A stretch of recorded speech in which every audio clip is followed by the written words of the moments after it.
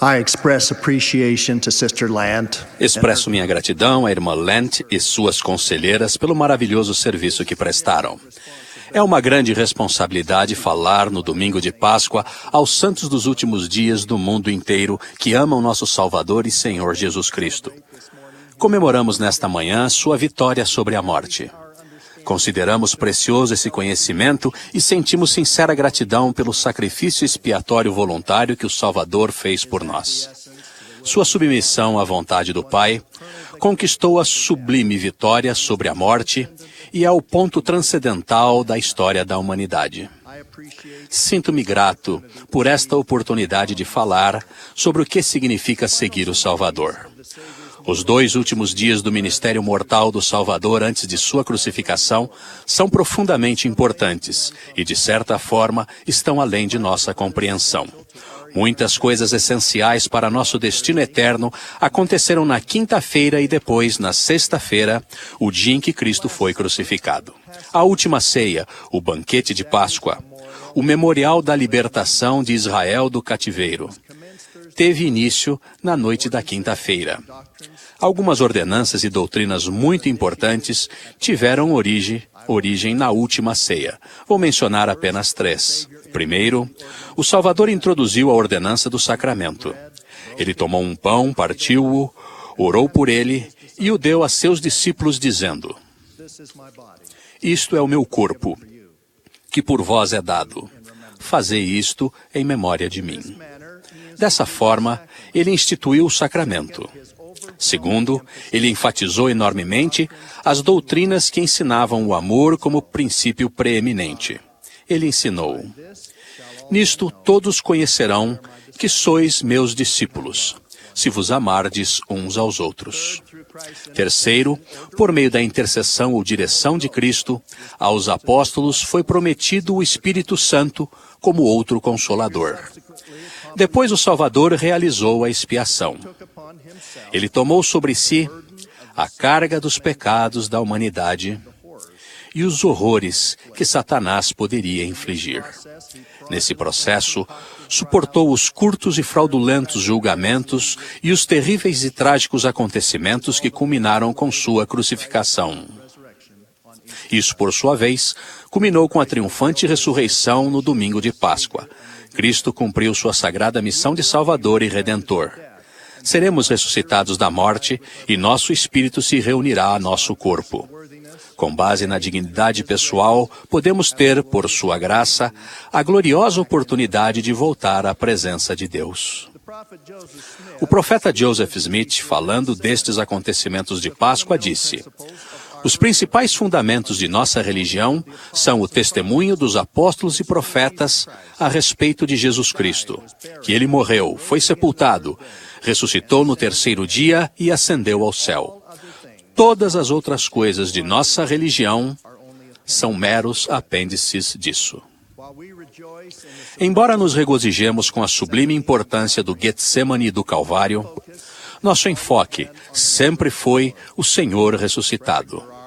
Frederic Farrar, teólogo e crente inglês, testificou que as primeiras gerações de crentes da primitiva igreja cristã honravam o Salvador como o Cristo ressuscitado, eterno e glorificado, e contemplavam-no não na cruz, mas no trono.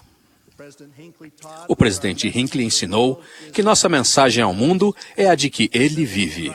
O símbolo de Cristo para os santos dos últimos dias encontra-se na significativa expressão de nossa fé e na maneira pela qual vivemos seu evangelho. Ao ponderar o que significa ser cristão nos dias atuais, pensem no que nosso caminho como discípulos exige de nós.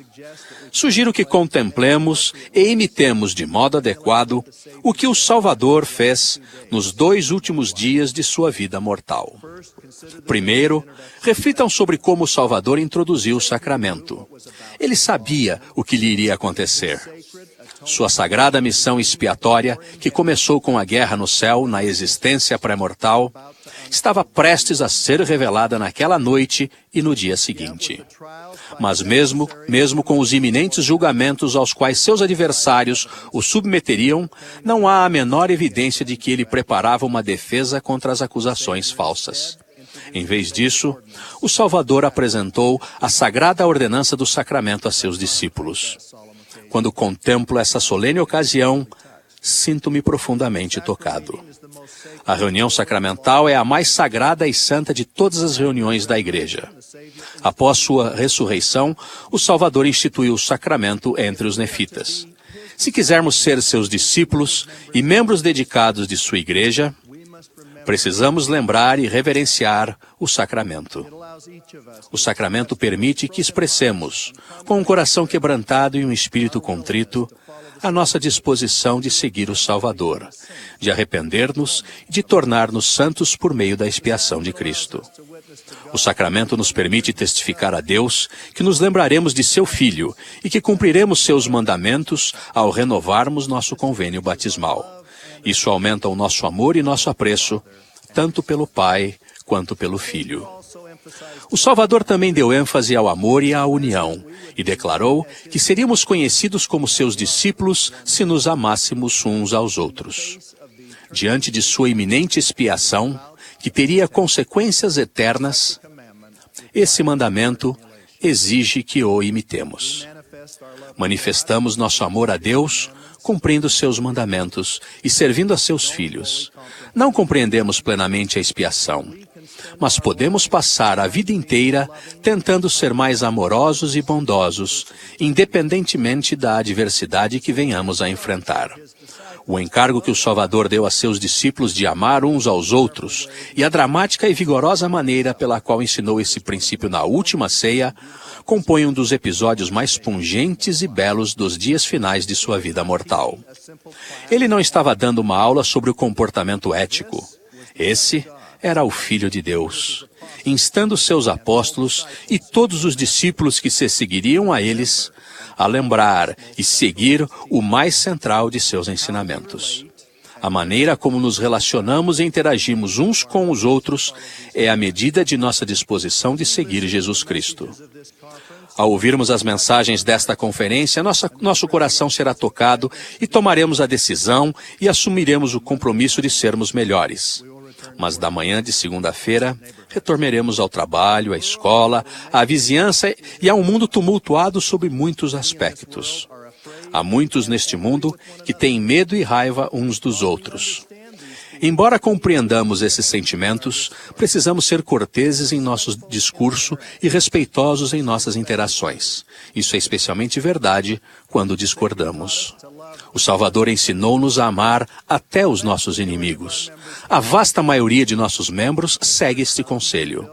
Mas ainda há alguns que acham que dar vazão à sua raiva ou a opiniões arraigadas é mais importante do que viver como Jesus Cristo viveu e ensinou. Convido cada um de nós, pessoalmente, a reconhecer que a maneira como discordamos uns dos outros é a autêntica medida de quem somos e do quanto seguimos verdadeiramente o Salvador. Às vezes é apropriado discordar, mas não é adequado ser desagradável. A violência e o vandalismo não são respostas para a discordância. Quando demonstramos amor e respeito, mesmo em condições adversas, tornamo-nos mais semelhantes a Cristo. A promessa feita pelo Salvador aos 12 de enviar o Espírito Santo é de suprema importância no reconhecimento do preeminente papel do Espírito Santo, o terceiro membro da Trindade. O Espírito Santo é um personagem de espírito, o confortador, que presta testemunho do Pai e do Filho, revela a verdade de todas as coisas e santifica os que se arrependem e são batizados. Ele é conhecido como o Santo Espírito da Promessa, e como tal, confirma como aceitáveis a Deus nossos atos, ordenanças e convênios justos. Aqueles que são selados pelo Santo Espírito da Promessa recebem tudo o que o Pai possui. Vivemos em um mundo barulhento e cheio de contendas, onde é possível ver ou ouvir informações, músicas ou até tolices sem sentidos, virtualmente em todas as horas. Se quisermos obter a inspiração do Espírito Santo, precisamos ter tempo de desacelerar, de ponderar, de orar e de viver de modo a sermos dignos de receber e agir sob sua orientação. Evitaremos maiores erros se atentarmos para seus avisos. Temos o privilégio, como membros da Igreja, de receber luz e conhecimento até o dia perfeito. As provações que o Salvador sofreu em sua expiação no Getsemane e na cruz são um grande exemplo para nós. Ele sofreu aflições mentais, físicas e espirituais que vão além de nossa compreensão. No jardim, ele orou a seu pai dizendo: Meu pai, se é possível, passe de mim este cálice. Todavia, não seja como eu quero, mas como tu queres. Como seus discípulos, haverá momentos em que seremos julgados, perseguidos e ridicularizados injustamente, sofrendo provações físicas e espirituais de magnitude aparentemente insuportável, tendo que provar de uma taça amarga que oraremos para que seja passada de nós. Ninguém está isento das tormentas da vida. Preparamo-nos para a segunda vinda do Salvador. As Escrituras deixam bem claro que ninguém sabe quando isso acontecerá. Elas nos dizem que nos últimos dias, entre as taças amargas que enfrentaremos, haverá terremotos em vários lugares e ondas do mar arremessando-se além de seus limites. Ocorreram recentemente terremotos e tsunamis devastadores em vários lugares, inclusive no Chile, no Haiti e na Oceania. Há poucas semanas, o bispo-presidente H. David Burton e o elder Ted Arcallister e eu nos reunimos com os santos que perderam familiares por causa do tsunami que atingiu a costa leste de Samoa em setembro passado. A capela estava repleta e a reunião foi muito tocante. Pudemos garantir àqueles membros especiais que, graças à expiação de Jesus Cristo, eles poderão voltar a encontrar os entes queridos que perderam. O presidente da estaca, Sonny Purcell, dirigia seu carro quando viu a imensa onda que se aproximava no alto mar. Tocou a buzina e parou crianças que seguiam pela estrada a pé indo para a escola, avisando-as de que deveriam fugir para lugares elevados e seguros o mais rápido possível. As crianças seguiram suas instruções. Prosseguiu freneticamente, pegou a filha de 4 anos, colocou-a no carro e, em seguida, tentou chegar até sua mãe. Antes que conseguisse chegar à casa dela, uma muralha de água atingiu seu carro e o arrastou por mais de 100 metros, indo parar no alto de uma árvore. Saiu do veículo com dificuldade e colocou a filha no teto do carro. Depois nadou para salvar a mãe que se agarrava a um galho de outra árvore próximo da casa. Com grande esforço, nadou com ela para a segurança do carro. Muitos não tiveram a mesma sorte. Não tiveram tempo para chegar a um lugar mais elevado e seguro. Muitos perderam a vida, principalmente os mais jovens e os idosos.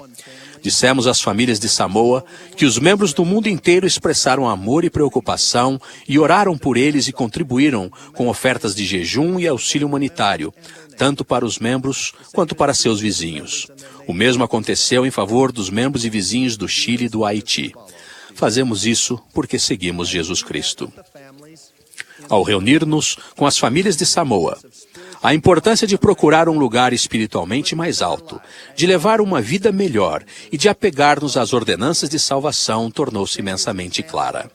O exemplo e a vida do Salvador nos ensinam a espiritualmente evitar os caminhos mais baixos, onde governam as coisas do mundo. Ao apertar a mão dos membros depois da reunião, uma irmã me disse que sua família não havia passado pelo templo e que tinham perdido uma filha. Em lágrimas, ela disse que sua meta agora era de prepararem-se para as ordenanças sagradas do templo para que pudessem estar juntos para sempre. Ao ponderar o que aquela irmã me disse e a situação atual do mundo, senti urgência em aconselhar cada um de nós a buscar o lugar mais elevado, o refúgio e a proteção eterna do templo. No domingo de Páscoa, de 3 de abril de 1836, uma semana depois da dedicação do templo de Kirtland, os 12 oficiaram a distribuição do sacramento da Ceia do Senhor aos membros.